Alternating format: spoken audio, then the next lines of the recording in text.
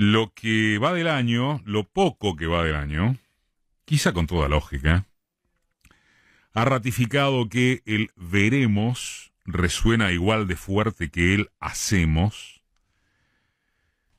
e incluso con mayor intensidad, porque las variables internas y externas siguen dibujando incógnitas, más grandes, más chicas, pero al cabo sucede que las preguntas superan a las certezas y que el tema es con cuál grado de certeza sabremos hacernos algunas preguntas, las elementales o algunas de ellas, cree uno, ¿no?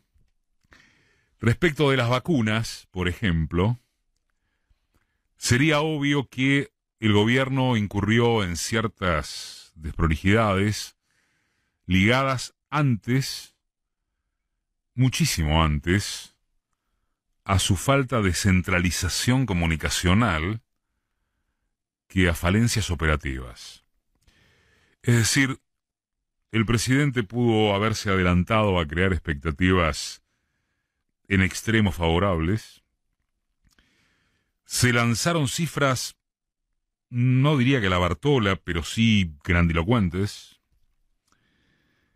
Se encimaron y alternaron Ginés y Bisotti, dando aire a las versiones de encontronazos entre ambos.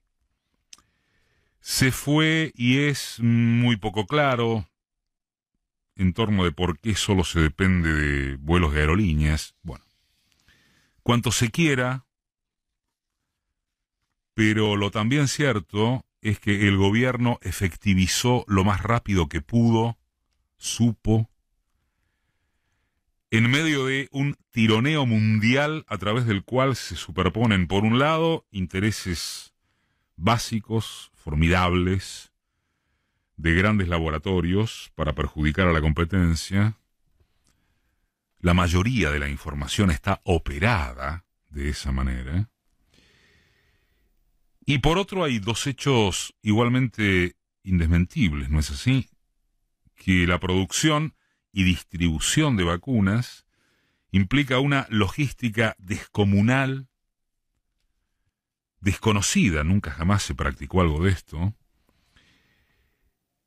y que, denunciado ya por organismos internacionales como la Organización Mundial de la Salud, mediante la web Our World in Data, con números de Oxford, apenas 10 países tienen amarrocado el 95% de las vacunas. Por favor, en este cuadro y panorama harto previsibles, con la propia Unión Europea tirándole acusaciones por la cabeza a la insolidaridad de algunos gobiernos y el interés exclusivamente comercial de los laboratorios, de los gigantescos productores medicinales, Argentina tuvo la planificada osadía de cerrar el acuerdo con los rusos antes que nadie. Multiplicó las negociaciones con el resto,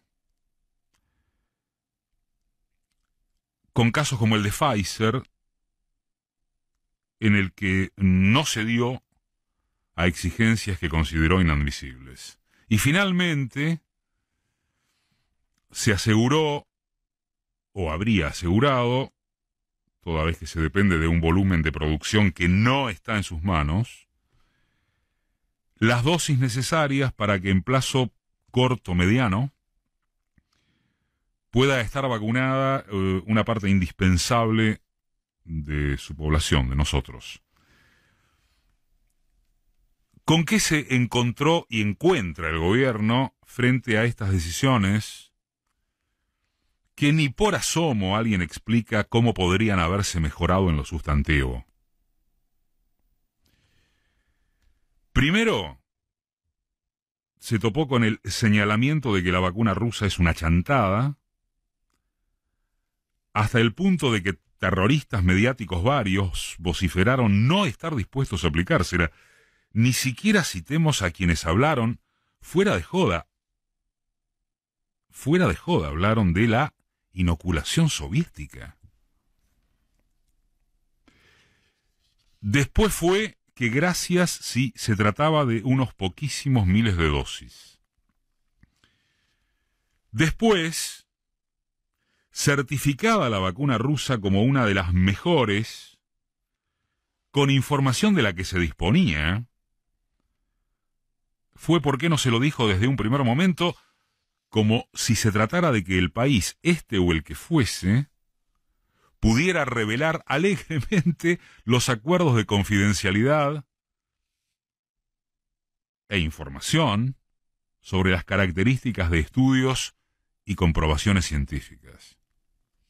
Y después, ahora, es que la vacuna de los rusos será tan buena como momentáneamente al cohete, porque rigen demoras de producción de unas semanas, mientras el resto del mundo se despedaza en aquellos reproches del mismo tipo. Y a no dudar que sobrevendrán, a no dudar de que sobrevendrán, ya están en rigor, los marcajes de que a la inoculación china no la controla nadie si es que se cierra con los chinos. Y si no se cierra, será que el tironeo por el precio nos habrá dejado afuera de lo seguro que es la cosa con que vacunan los chinos, y así hasta que, inevitablemente, ni lo duden, se concluya en cómo pudo ser que no hayamos cerrado de movida con los serios países occidentales que tan como el culo están llevándose en la provisión de las vacunas.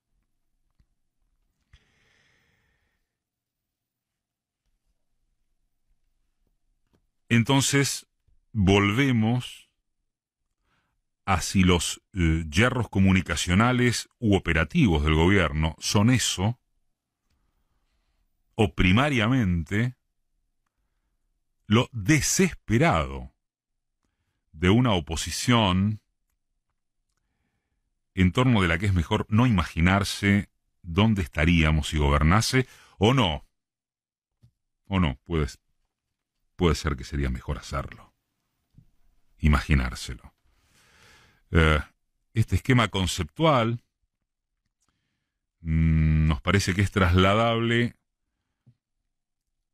a cualquiera de las otras alternativas o áreas de estudio de la política. La inflación sigue siendo entre arisca e indomable. La semana que viene se intentará acordar o algo de eso con grandes gremios nucleados en la CGT y con grandes empresas formadoras de precios. Nada garantiza que habrá de servir, más allá de que esté bien intentarlo. ¿Cómo puede ser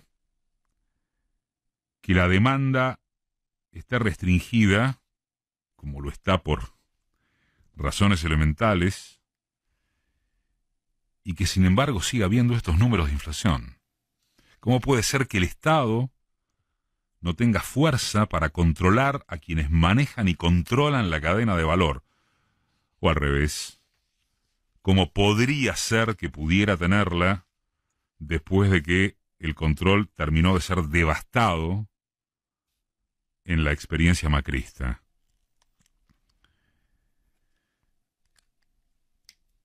¿Cómo se hace para creerle a Guzmán, el ministro, cuando intenta garantizar que el índice de precios minorista de este año, según se contempla en el presupuesto, será del 29%? ¿Quién puede descansar en que el núcleo de las corporaciones dominantes, el poder verdadero, esto es, los agroexportadores, sectores de la industria, las compañías transnacionalizadas, los emporios de las telecomunicaciones, privilegiarán recomponer la capacidad adquisitiva popular en vez de profundizar su angurria? ¿Por qué habría que confiar en esos factores de poder que ya nos condujeron a la pandemia de Macri? lo del gobierno de la ciudad de esta, ya que estamos, no debería poder creerse. Ayer finalmente se acordó el protocolo con los gremios para el retorno a clases. Tenemos para dentro de un ratito un informe impactante acerca de esto. Pero está claro que, más allá de que haya que volver, de alguna manera el retorno a clases es una lotería de la que no se tiene ni la menor idea de cómo puede salir, vistas las abismales diferencias de infraestructura entre una escuela y otra, que en particular el gobierno de la ciudad obvia como si fuésemos Dinamarca. Sin embargo, la impresionante protección mediática de que goza la administración de Larreta, incluyendo la protección de los medios de alcance masivo más afines al kirchnerismo, no jodamos, más el imperativo opositor de construir macrismo sin Macri, logra o lograría que se esparza idea de oposición expectable.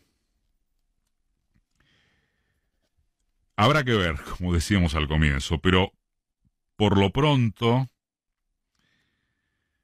vuelve a valer la pregunta, si no la certeza la pregunta, también volvemos a ello, de si acaso hay más para confiar que esto que hay.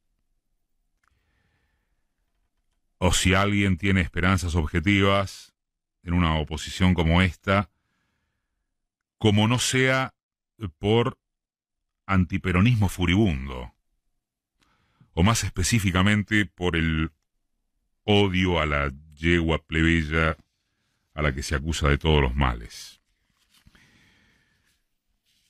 Digamos, entre una economía con intervención estatal que no estatalista, si ustedes quieren, y otra en la que el Estado vuelva a ser o siga siendo solo de las corporaciones, entre una cosa y otra, decíamos, se juega qué pasará con las vacunas, con el precio de la carne y la calidad de los cortes a precio acordados con quiénes y en dónde, con cómo se genera correlación de fuerzas favorable a las mayorías y con cómo se lo comunica para convencer de que todavía hay algo en disputa.